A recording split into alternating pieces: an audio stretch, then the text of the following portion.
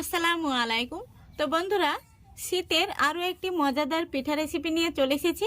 তো আজকে আমি খুবই সহজভাবে ভাপা পুলি পিঠা তৈরি করে দেখাবো। তো ভিডিওটি শেষ পর্যন্ত দেখতে থাকুন, আশা করছি আপনাদের ভালো লাগবে। দেখুন, গ্যাসটা অন করে দিয়েছি আর একটি কড়াই বসিয়ে দিয়েছি। কড়াইতে দিয়ে দিচ্ছি 1 কাপ পরিমাণে জল। জলের মধ্যে দিয়ে দিচ্ছি হাফ চামচ লবণ। এবার জলটা ফুটে ওঠা পর্যন্ত অপেক্ষা করতে হবে। জলটা আমি ঢাকা দিয়ে দিচ্ছি, তাহলে খুব তাড়াতাড়ি জলটা ফুটে যাবে। দেখুন বন্ধুরা, জলটা ফুটে গেছে। এবার আমি ঢাকনাটা খুলে নিচ্ছি। এবার গ্যাসের ফ্লেমটা আমি একদম লো ফ্লেমে রেখে দিচ্ছি। আর এখানে আমি 1 কাপ দিয়ে দিচ্ছি শুকনো আতপ চালের গুঁড়ো। এবার একটি চামচ নিয়েছি, এই চামচ দিয়ে খুব ভালো করে দেখুন আমি এই চালের গুঁড়োটাকে জলের সঙ্গে মিশিয়ে নিচ্ছি। এবার আমি ঢাকনা দিয়ে ঢেকে রেখে দিচ্ছি কিছুক্ষণ। গ্যাসটা অফ করে দিচ্ছি। কিছুক্ষণ হয়ে গেছে। এবার আমি ঢাকনাটা তুলে চালের গুঁড়োটা একটি থালার মধ্যে তুলে নেব। দেখুন, চালের গুঁড়োটা আমি একটি থালার মধ্যে তুলে নিয়েছি। এবার ঠান্ডা জলে হাত দিয়ে দিয়ে এই আটাটা আমি খুব ভালো করে মেখে নেব। দেখুন, আমি আটাটাকে খুব ভালো করে মেখে নিয়েছি। এবার এটাকে আমি ঢাকা দিয়ে রেখে দিচ্ছি সেট হওয়ার জন্য। এবার পুলি পিঠার ভেতরের পুরটা তৈরি করে নেব। দেখুন, পুর তৈরি করার জন্য আমি গ্যাসটা অন করে ফ্রাই প্যান বসিয়ে দিয়েছি। ফ্রাই প্যানের মধ্যে দিয়ে দিচ্ছি 1 চামচ ঘি। তো এইভাবে ফ্রাই প্যানের গায়ে একটু ধরলে কিন্তু ঘিটা গলে যাবে। এই ঘিয়ের মধ্যে দিয়ে দিচ্ছি আমি 1 বাটি কোরানো নারকেল। এটা ফ্রেশ নারকেল। নারকেলটাকে আমি হালকা একটু ভেজে নিচ্ছি। এবার দিয়ে দিচ্ছি আমি হাফ বাটি মতো আখের গুড়।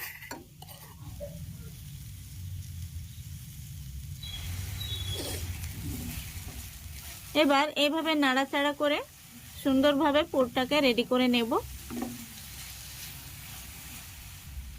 দেখুন, গুড়টা খুব সুন্দরভাবে কিন্তু মেল্ট হয়ে গেছে। এবার এই পর্যায়ে আমি দিয়ে দিচ্ছি 1 প্যাকেট আমুল দুধ। তো এখানে গুঁড়ো দুধটা দেওয়ার কারণে খুব সুন্দর টেস্ট হবে। এবার নাড়াচাড়া করে খুব সুন্দরভাবে মিশিয়ে নিতে হবে। দেখুন বন্ধুরা, খুব সুন্দরভাবে কিন্তু মিশে গেছে আর প্যান থেকে ছেড়ে ছেড়ে আসছে, তার মানে পুরটা কিন্তু একদম রেডি হয়ে গেছে। এবার আমি গ্যাসটা অফ করে দিচ্ছি আর পুরটাকে আমি একটি থালার মধ্যে তুলে নিচ্ছি। দেখুন কত সুন্দর হয়েছে আর কালারটা কিন্তু দারুণ হয়েছে। দেখুন, পুরটাকে আমি একটি থালার মধ্যে তুলে নিয়েছি। এবার আমি পিঠাগুলো তৈরি করে নেব। তো এবার এখান থেকে আমি লেচি কেটে নেব।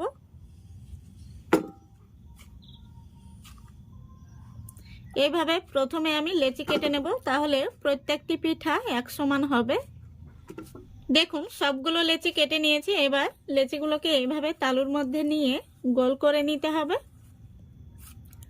তারপরে এইভাবে একটু প্রেস করে দেখুন এইভাবে করে নিতে হবে। তারপরে দেখুন 2 হাতের 2 আঙ্গুল দিয়ে এইভাবে চেপে চেপে একটু গোল করে নিতে হবে। দেখুন, খুব সুন্দর করে আমি একটি বাটির মতো করে নিয়েছি। এবার এর মধ্যে আমি যে পুরটা আগে থেকে তৈরি করে রেখেছি সেই পুরটা দিয়ে দিচ্ছি। দেখুন, তারপরে দেখুন মাঝে মধ্যে একটু জলে হাত দিয়ে এইভাবে মুখগুলো আটকে দিতে হবে। তারপরে দেখুন আমি একটি ডিজাইন করে নিচ্ছি। এই ডিজাইনটা আমি খুবই স্লোভাবে আপনাদের দেখিয়ে দিচ্ছি। আপনারা একবার দেখলে যে কেউ কিন্তু এইভাবে বানিয়ে নিতে পারবেন। দেখুন পিঠাটি দেখতে কত সুন্দর হয়েছে, দারুণ হয়েছে কিন্তু। একইভাবে আমি সবগুলো পিঠা তৈরি করে নেব, তারপরে আপনাদের দেখাচ্ছি। বন্ধুরা দেখুন, আমি কিছু পিঠা তৈরি করে নিয়েছি। তো এই পিঠাগুলো আমি প্রথমবার ভাপে দিয়ে দেব। যেহেতু সবগুলো পিঠা একবারে ভাপানো হবে না, তো দেখুন এখানে আমি একটি ছিদ্রযুক্ত থালা নিয়েছি, আর এই থালার মধ্যে আমি হালকা তেল ব্রাশ করে নিয়েছি যাতে পিঠাগুলো তোলার সময় খুব সহজেই ছেড়ে যায়। এবার এই পিঠাগুলোকে আমি এই থালার মধ্যে সাজিয়ে নেব।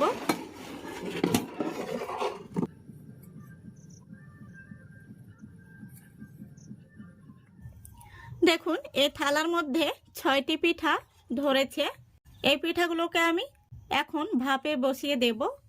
দেখুন এদিকে আমি গ্যাসটা অন করে আগে থেকে কড়াইতে জল বসিয়েছিলাম, এই দেখুন জলটা ফুটে গেছে।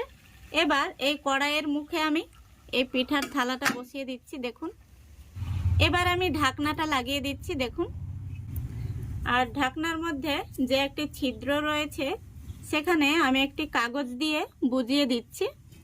এই পিঠাগুলো হতে খুব বেশি সময় লাগবে না, 10 থেকে 12 মিনিট আমি এইভাবে ভাপিয়ে নেব। তো গ্যাসের ফ্লেমটা আমি লো আর মিডিয়ামের মাঝামাঝিতে রেখেছি। তো ফিরে আসছি 10 থেকে 12 মিনিট পর। দেখুন বন্ধুরা, আমি 12 মিনিট পর ঢাকনাটা খুলে দেখে নিচ্ছি। দেখুন পিঠাগুলো খুব সুন্দরভাবে হয়ে গেছে। পিঠাগুলোকে আমি কিছুটা ঠান্ডা করে তারপরে তুলে নেব। দেখুন পিঠাগুলো আমি নামিয়ে নিয়েছি, আবার আমি থালাটা বসিয়ে দিলাম। এবার যে অবশিষ্ট পিঠাগুলো রয়েছে সেগুলোকে ভাপিয়ে নেব।